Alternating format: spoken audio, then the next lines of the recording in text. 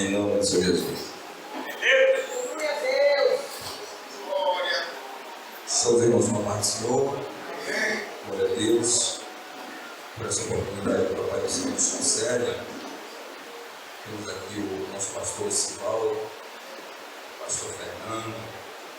Em nome de Deus, que eu poderia estar nessa atribuição nessa noite, mas aprove a Deus, né? Então, um pouquinho de paciência comigo, orando aí, pedindo ao Espírito Santo, Senhor, ouve esse homem, fala conosco. Não precisa falar bem de mesmo, não.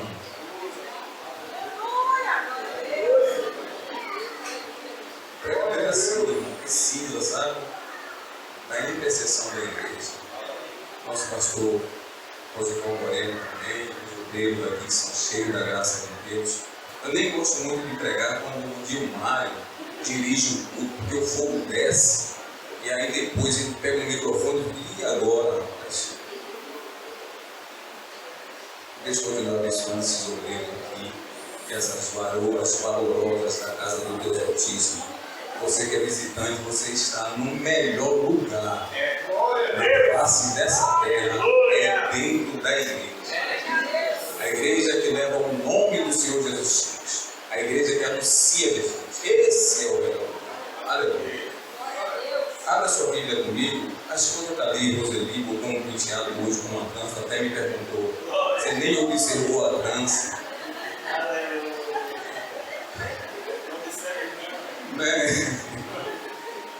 É o peso da responsabilidade do Guilherme. Eclesiastes capítulo 11, versículo de número 7. Louvado seja o nome de Jesus. Eclesiastes 11, 7.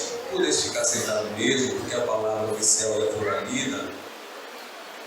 É só um versículo. Depois você vai lá para o livro de Mateus, capítulo de número 2.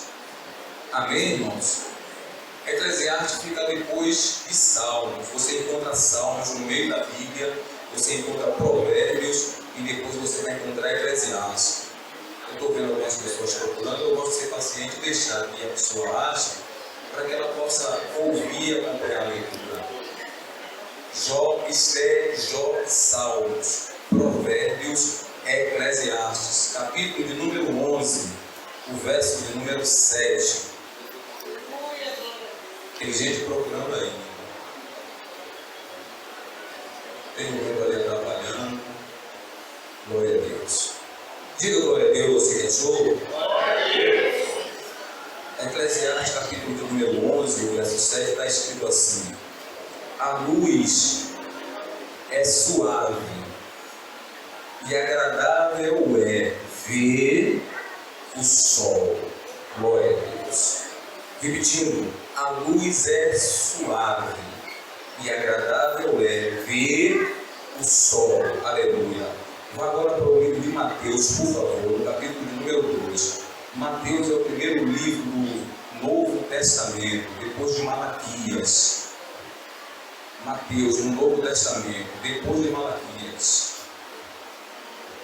Se abre a Bíblia no Novo Testamento, você encontrar João, você volta, você vai encontrar Lucas, Marcos, Mateus, capítulo de número 2. Se você encontrar Romanos, volte, você vai encontrar também. Mateus, capítulo de número 2, versículo de número 1, 2 e 9. Parece que todo mundo já achou. Vou fazer a leitura em nome de Jesus para a gente ganhar tempo.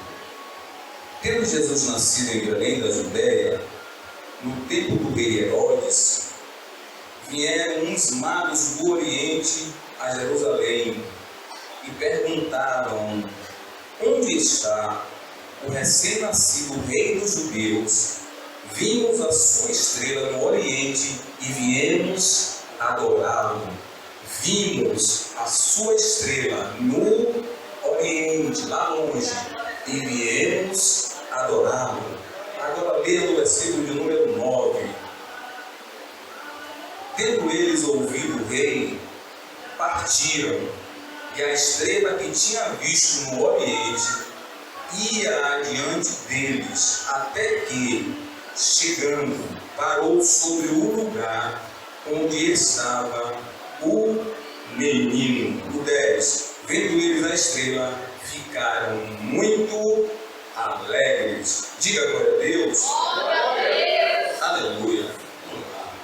Veja, o primeiro versículo que nós lemos foi lá no livro de Eclesiastes. E não há nenhuma dúvida, alguns se duvidam que o livro de Eclesiastes foi escrito por Salomão. E Salomão, até então, espiritualmente falando, nenhum outro homem alcançou a glória em sabedoria que o rei Salomão alcançou de Deus. Deus honrou Davi também através da vida de Salomão. Salomão é uma promessa. E Salomão, quando ele diz que suave é ver a luz e agradável é ver o sol, ele não está falando apenas da claridade. Ele não está falando apenas do elemento que Deus colocou para governar o dia. Porque a Bíblia ela é um livro espiritual. E hoje eu aprendi na classe com o meu professor Lucivaldo que a Bíblia ela trata da ética, da moral e ela trata também da questão espiritual, ou seja, principalmente da questão espiritual. Então vamos lá. Quando Salomão diz que a luz é suave e agradável aos olhos é ver o sol, Salomão está indo para o livro de Gênesis, porque está escrito lá no capítulo de número 1, acompanhe, eu vou falar assim, calma, para que você possa entender a mensagem e dar glória a Deus com consciência, sabendo o que você está glorificando. Então Salomão estava se referindo não só aos elementos, mas o poder de Deus na criação e o propósito para o qual algumas ações de Deus foi feita. Então, no capítulo de número 1, no livro de Gênesis, a partir do versículo de número 1, lá está escrito assim: no princípio criou Deus os céus e a terra. E a terra era sem forma e vazia. O Espírito de Deus pairava sobre a face das águas e havia trevas sobre a face do abismo. E aí Deus disse, depois que criou os céus e a terra, disse: haja luz, e houve luz. Aleluia! Comece a entender que Salomão está dizendo: suave é a luz e agradável aos olhos é ver o sol. Interessante é que o sol ele foi criado a partir do capítulo 1, no versículo de número 14 em diante. Mas vou voltar ainda para aqui. Porque depois que o Deus Altíssimo disse: haja luz, entenda, criou os céus e a terra e disse: haja luz. Ora, Deus não criou a luz primeiro, criou os céus e criou a terra. Entenda que quando Deus criou a luz, o Deus Altíssimo está pensando lá no sexto dia. No sexto dia, o que foi que aconteceu no sexto dia? Eu e você viemos a este mundo. O Deus Altíssimo está então em uma preparação para aquele que seria a coroa de toda a sua criação. Quem é? Você. E Deus disse: haja luz, e houve luz. Aleluia.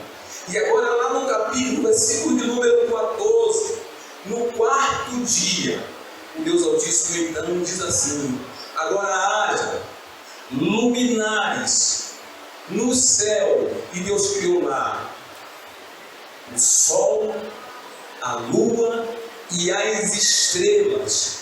14, 15 e 16, o Deus Altíssimo diz assim: e estes elementos servirão de sinais para tempo e para as estações. Ou seja, o homem olhando para os elementos que estão presos no céu, distribuído por Deus, o sol, a lua e as estrelas, ele vai então ter um discernimento que não é comum a todos os homens. Você está entendendo mais ou menos? Vamos lá. A respeito desses homens ver sinais no céu, tem algumas ciências por aí, ou seja, a ciência é coisa de Deus também, que o homem estudando, ele vai então entender o porquê das distribuições de alguns elementos no céu. A astronomia, a astrologia, a alquimia, a própria religião e também a matemática. E nós lemos agora, no capítulo de número 2, a partir do versículo de número 1, que os magos do Oriente viu uma estrela. Ele não viu a estrela em Jerusalém. Ele viu uma estrela de lá do Oriente. Esses magos, nosso pastor está aqui hoje, agora começa a ficar mais tremendo ainda, porque o nosso pastor está aqui, mas é bom a gente ter o nosso pastor atrás, aqui, porque qualquer coisa ele puxa o meu paletão e diz: você está errado. Isso é muito bom. Então veja, eles viram a estrela lá no Oriente.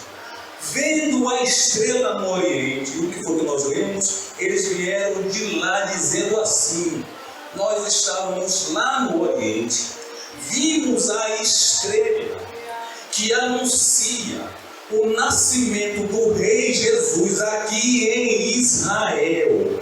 Perceberam que quando Deus Altíssimo distribuiu os elementos no céu, deixou para sinais e deixou para a instrução daquele que se interessa em saber as coisas de Deus?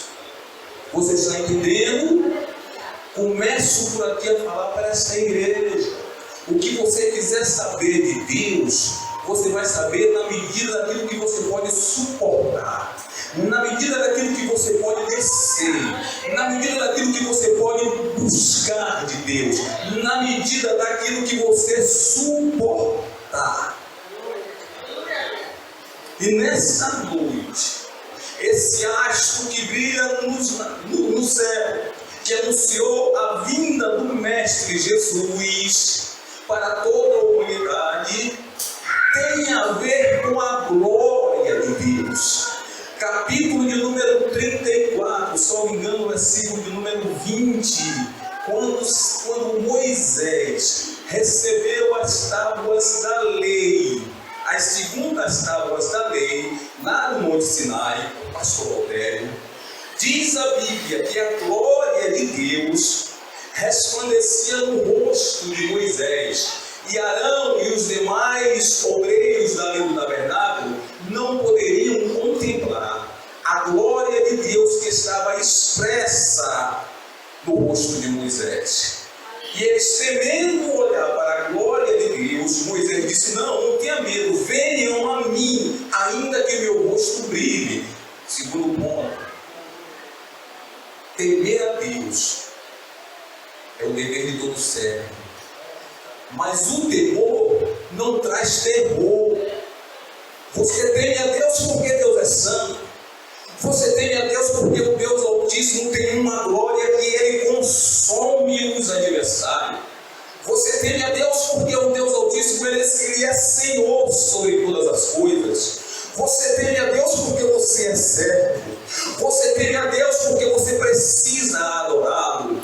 Você teme a Deus porque você carece de intimidade com o seu Pai. Você teme a Deus porque ontem você era carne e hoje você é espiritual. Você teme a Deus porque ontem você era mortal e agora você é eterno. Você teme a Deus porque ontem você poderia estar doente. Vou profetizar saúde para o nosso pastor Osival, mas amanhã você pode estar curado. Você teme a Deus porque ontem você estava na derrota, hoje você está na vitória. Você teme a Deus porque o amanhã era uma interrogação, mas para mim e para a igreja de Cristo é uma verdade. Você teme a Deus porque agora você não anda mais em círculo. Você teme a Deus porque você sabe para onde vai. Você teme a Deus porque ontem você não sabia de onde você veio, mas agora você sabe. Aleluia! Tem alguma outra coisa que você não sabe? Quer saber? Aleluia! É só buscar, que Ele vai te entregar. É só buscar. que ele vai te entregar. Dúvidas, humanamente falando, ainda temos, mas não a respeito mais daquilo de quem é o Senhor, não mais a respeito daquilo que ele fez, aleluia, não mais a respeito daquilo que ele pode fazer. É uma noite, alguém já disse aqui, de visões abertas. Alguém me pregou aqui e disse: é uma noite onde o Senhor estará dando entendimento e discernimento, te levando, quem sabe, a lugares ainda que você não foi. E não precisa ser físico, porque o reino de Deus ele é primeiro espiritual, mas ele também é material. A promessa de Deus se faz no reino espiritual, chega no seu coração, o Espírito Santo te dá entendimento e ela se materializa, e ela se cumpre, e ela é real, e ela é verdadeira. Aleluia! E os homens, olhando para o céu, viu o sol e viu as estrelas como sinal, e eles adquiriram entendimento que o Rei dos Reis haveria de nascer em Israel. E eles vieram lá do Oriente. Mas só que o Deus Altíssimo não deixou somente o sol e as estrelas para sinais. A lua também dá sinais ao homem. Tem pessoas que na noite de lua cheia a coluna incomoda um pouquinho mais. É assim ou não? É assim ou não? Tem gente que na noite de lua cheia a língua fica um pouco mais solta. É assim ou não? É assim ou não? Mas na ciência, na noite de lua cheia, o pescador bruto como eu sabe que o mar agora está maior. Na noite de lua cheia, até mesmo, aleluia, a gestação e até o parto, eles não conseguiam ainda comprovar o fato, mas dizem até. Dizem, isso não é ciência, é uma especulação. E essa especulação pode ser verdadeira, é porque o homem não tem elementos para comprovar que na noite de lua cheia, aquela que estiver grávida, quando vier dar a luz, aquela criança tem um percentual para ser abençoada. E por que eles estão dizendo isso? Porque lá no livro de Salmos, capítulo de número 81, a partir do versículo de número 1 até o 3, está escrito lá que o Deus Altíssimo deu as luas novas, olha aí de 81, de 1 a 3, a lua nova para a celebração, para a adoração ao teu nome, para que o povo de Israel tivesse uma referência e pudesse celebrar a lua nova, ou seja, a lua cheia, como se fosse um elemento colocado por Deus, dando sinal a Israel para dizer: é o dia de você me adorar, é o dia de você me buscar, é o dia de você me celebrar. Preste atenção. Detalhe é que a lua cheia, ela é uma semana a cada mês. Ou seja, passa-se 3 semanas, a 4ª semana a lua cheia vem. Isso foi para Israel. Mas você precisa entender e saber que a lua, ela não tem luz própria. Tem uma mensagem para essa igreja de novo. A lua, ela brilha porque o sol reflete os seus raios solares nela. O que é que isso quer dizer para a igreja? Que você também é um elemento de Deus. Assim como a lua não tem brilho próprio, o seu brilho, aleluia, você está entendendo? O seu brilho vem de Jesus. Agora, vamos separar o físico e vamos para o espiritual. Pastor Lucivaldo dava testemunho hoje na escola bíblica dominical a respeito de um trabalho que ele foi fazer de libertação e as ações do adversário contra a vida dele. Pergunte para ele: prevaleceu, pastor Lucivaldo? Não prevaleceu. Está escrito: as portas do inferno não irá prevalecer contra as portas da igreja do Senhor Jesus, porque a luz que brilha em você, ainda que você não veja, não vai permitir que essas portas sejam rompidas pelo mal. E é isso que você precisa guardar. Ah, irmão Divaldo, não aconteceu ainda. O tempo é seu ou é o tempo de Deus? Você quer saber por que o Senhor ainda não fez comigo aquilo que Ele quer fazer? Porque a cada dia eu preciso descer um pouquinho mais. Eu preciso me render um pouquinho mais. Como seria que não fosse um pouquinho, que fosse muito, irmã Graça? Mas eu fico às vezes de conta-gota, madrugada para orar. Eita Jesus, nesse inverno não foi fácil, pastor Divaldo. Acordar 3 horas da madrugada, com aquele frio batendo, e a costela do lado, dizendo para onde você vai. Eu digo, venha comigo, não vou não. Eu digo, então vou ficar aqui. Aí, sabe o que acontece? Papai do céu pega o vizinho, dá uma pedrada no telhado desse crioulo aí, que ele é crente, mas não quer orar. Dá uma pedrada no telhado dele lá, ainda bem que lá é laje. Mas quando não é uma pedrada, vem por outras vias. E aí eu me sinto afligido. E aí eu vou orar. Mas sabe qual é o segredo deste negócio? É que o Deus Altíssimo não quer que você ore só por aquilo que você precisa resolver. O Deus Altíssimo quer que você ore porque você é filho. Ele quer comunhão contigo.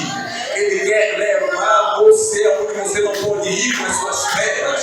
Ele quer abrir os seus olhos para ver o que o olho natural não pode ver. Ele quer mostrar para você coisas que a ciência ainda não terá entendimento e discernimento. Pergunta o Espírito Santo para você na noite desse dia: me dê o meu limite. Tem alguém perguntando e o Espírito Santo está lhe dizendo: dá-me limite, que lhe direis que limite em mim não há. Aleluia! Dá-me limites então, estabelece linha para ela. Mostrarei para ti que limites em mim não há. Qual é o problema? O meu problema eu já disse. Eu preciso buscar um pouquinho mais. Que bom se o Papai do Céu botasse uns 10 apedrejadores lá perto de mim. Eu tenho poucos lá na nossa rua. Nossa rua também tem bar, tem batuque, tem isso, tem aquilo.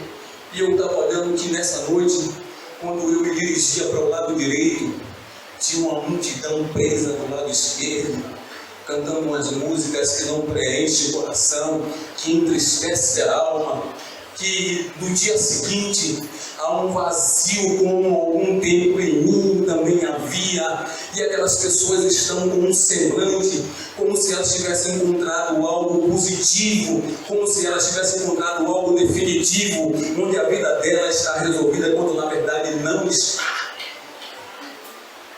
Se levante quem estiver aqui nesta noite para cantar um hino de derrota. Se levante quem está aqui na noite deste dia, que se rendeu aos pés de Jesus, para cantar um hino de derrota. E eu vou te provar pela palavra de Deus, que hino de derrota você não pode cantar. Diz a palavra de Deus que somos entregues à morte todos os dias. Todos os dias somos entregues à morte. Alguém nesse momento aqui deu a idade. Aleluia. Mas teve alguém que disse aqui nesse microfone, eu lembrei agora: você deitou e levantou. Foi a luz de Deus. Você hoje comeu um gordurosozinho, vamos assim dizer. Foi a luz de Deus. Deixa eu te contar uma coisa aqui rapidamente. Dona menina ontem disse: ô, esse menino, hoje é dia do senhor ir lá em cima para fazer o churrasco. E aí eu fui. E eu distribuí lá o carvão. Eu digo: menina, esse carvão está ruim de acender. Eu comecei a dizer: fogo de Deus, fogo de Deus. Daqui a pouco pegou fogo. Aleluia! Você acredita nisso? Eu costumo dizer, irmãos, Deus não precisa que o homem minta para que a glória dele seja manifesta. Eu abandonando o carvão e eu dizia: fogo de Deus, fogo de Deus, fogo de Deus. E daqui a pouco o negócio pegou fogo. Você acredita nisso? Não há em mim nenhuma virtude mais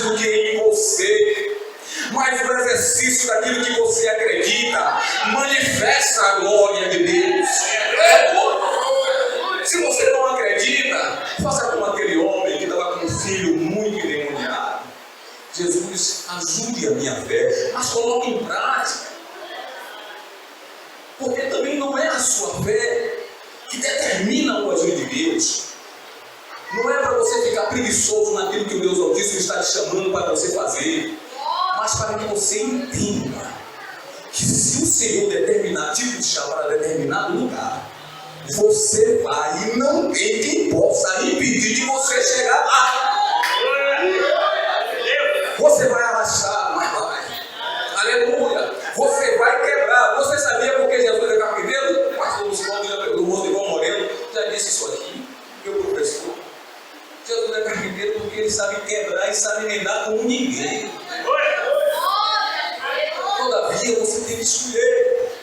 Você quer ir gemendo inteiro ou quer ir gemendo todo quebradinho?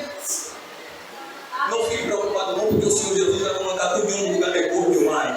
Tudinho, como novo. Quando você menos pensar, você vai pensar: oh meu Deus, como era assim, eu estou melhor ainda, eu estou quebrado, mas agora estou bem. Aleluia.